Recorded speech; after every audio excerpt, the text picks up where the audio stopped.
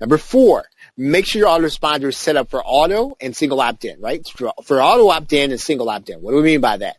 You want to set up a post-sale autoresponder. So in other words, you want to have it connected to JVZoo Warrior Plus so that every time somebody buys something, they get automatically added to your autoresponder, right? And again, this is why a buyer's list is going to work faster, because that person is going to be added to your email marketing list. When an individual purchases that product, they get added to your list automatically. You want to make sure you set it up. Now, with Aweber, with GetResponse, you're probably going to have to call them in order to have their API work with JVZoo Warrior Plus, right? So if you have an autoresponder like one of those, JVZoo Warrior Plus, GetResponse, you're going to want to make sure that the API works so that whenever somebody purchases, they're automatically added. And typically, that's all you got to do is make a phone call, and so that's what we're talking about here. So you're gonna contact them.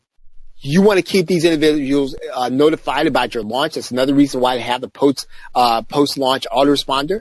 You want to give these individuals an opportunity to get even more value by incentivizing a giveaway. Now, here's where we're going to get to the good stuff, right?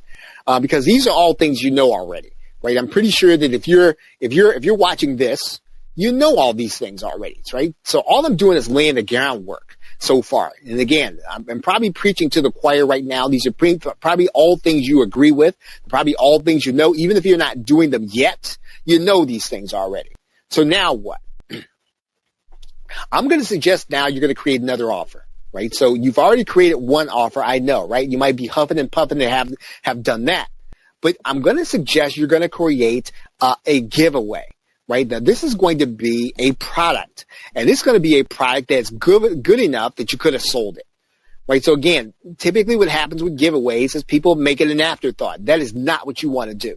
You want to create something just as awesome as your paid offer, right? Just as awesome, right? So that giveaway needs to be something that you could have sold, and in fact, you could sold. In fact, you could put a price tag on it, right? So now, point 5, what are we talking about?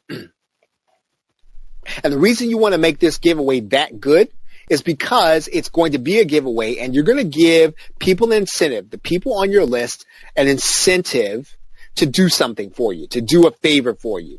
And they're not going to do that favor for you if what you're giving them is just kind of like an afterthought. And this is where the breakdown typically happens, right? I'm totally a big fan of squeeze pages. Right? I'm totally a big fan of free reports.